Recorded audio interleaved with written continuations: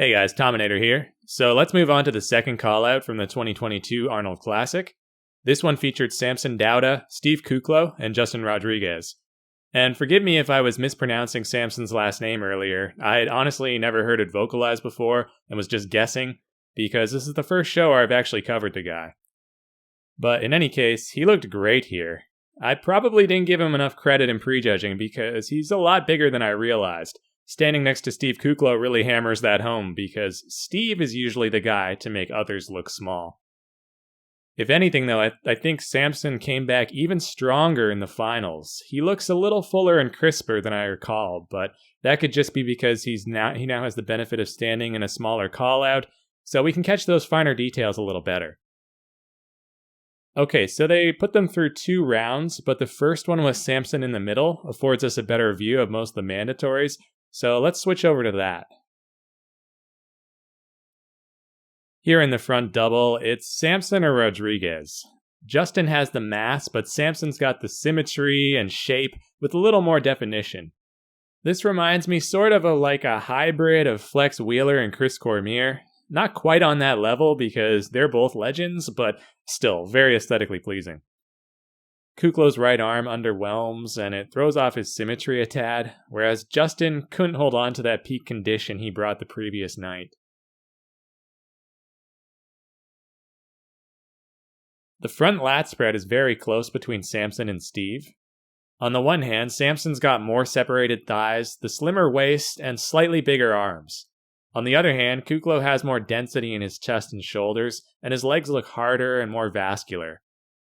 He also appears a little more polished in terms of his coloring and posing oil distribution, whereas Samson's upper body looks a little more like a matte finish here.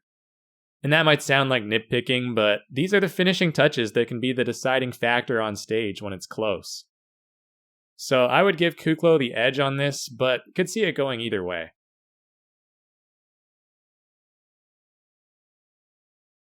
The side chest is really close also. Justin's the biggest, but unfortunately the softest, especially through the legs, so I think he's last, certainly from a conditioning standpoint. Samson showcasing the most definition overall, and is very round through the arms and pecs. I think his delts need to come up though, especially the front delts. Steve's got the largest chest top to bottom, but is weaker through the forearms, and isn't showing quite as much polish downstairs now. So I'm going to give Samson the nod on this one.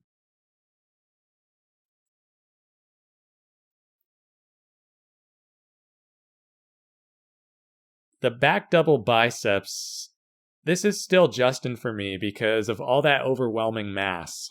Samson is more defined and arguably draws the eye more with all that rippling back muscle, but the size difference is just too much to overcome.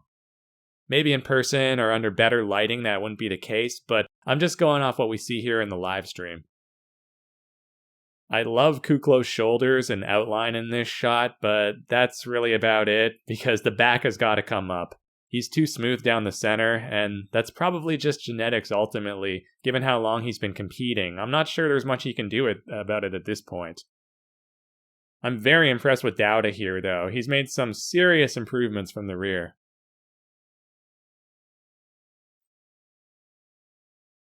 The lat spread, though, has got to be Rodriguez. Samson's left lat isn't spreading out as much as the right, so that throws off his symmetry a little in this pose.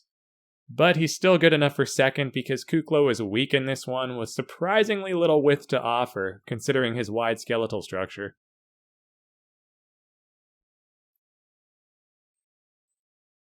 For the side triceps, of course Arnold has to pipe up again, and God forbid we don't get the face cam. Like seriously, this was such a dumb production decision. It isn't benefiting anyone because we all know what he looks like. You really gotta wonder if it was Arnold himself who insisted on always being shown on screen. He's such an egomaniac, it wouldn't surprise me. Anyway, as good as Samson is here, this is Steve's pose. That shoulder and lateral tricep head blows Dauda's out of the water. The abs are tight and ripped, and even the side leg is looking a little better now compared to his side chest. Rodriguez is last because despite all that mass and thickness, he was just too soft.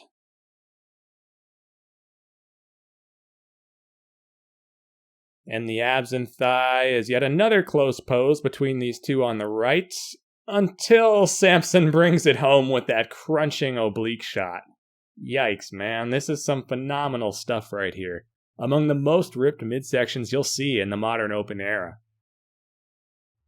Steve looks really good though too. He's finishing this comparison up strong with a good core, and we're finally seeing some separation in those wheels.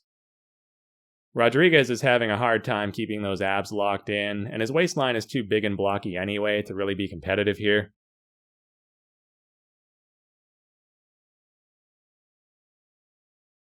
Now, we don't get a great look at the most muscular because they didn't hold it for long and Samson decided to turn a bit for some reason, but from this angle, I would give it to Steve and the crab. The traps are popping, the legs look hard, waist is in check, chest looks decent. Really, it's just the arms that need to come up because they're looking pretty flat. And Samson's not doing a great job now keeping the legs flexed. They were way more separated than this at the start of the round and the front relaxed.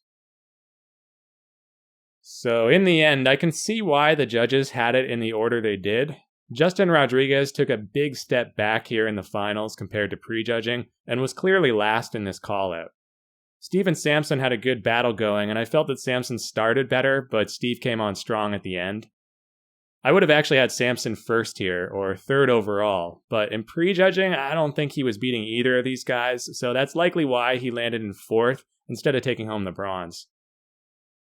So that's pretty much how I'd sum up this second call-out. Samson Dauda really brought it and made a name for himself. Going pose for pose, or even body part for body part, he was easily one of the most well-rounded in the lineup. No real weak points to speak of. But on the flip side, no real knockout poses or muscle groups either. Well, excepting maybe that twisting ab shot where he was admittedly pretty lights out. So again, to follow up on what I said during prejudging, I do still think he needs to pack on a little more muscle to continue to move up the ranks. We're not talking much here, maybe like 10 to 12 pounds of quality muscle, and he could be battling for first instead of third. The genetics and the structure are there, and the aesthetics go without saying. But speaking of aesthetics, I'm going to try to cover the classic physique division next, assuming there's time before the Boston Pro this weekend. That contest just really came out of nowhere. I didn't even know. I didn't have it on my radar, but apparently that's a thing, and Bonak's going to be there among some other big names, so I'm not sure if I'm going to end up covering it because work is crazy busy for me these days. So I'm not even sure I'll get around to Classic, but I'm going to try. Whatever the case, thanks for tuning into this one, and until the next time, it's the Tominator signing off, and I'll be back.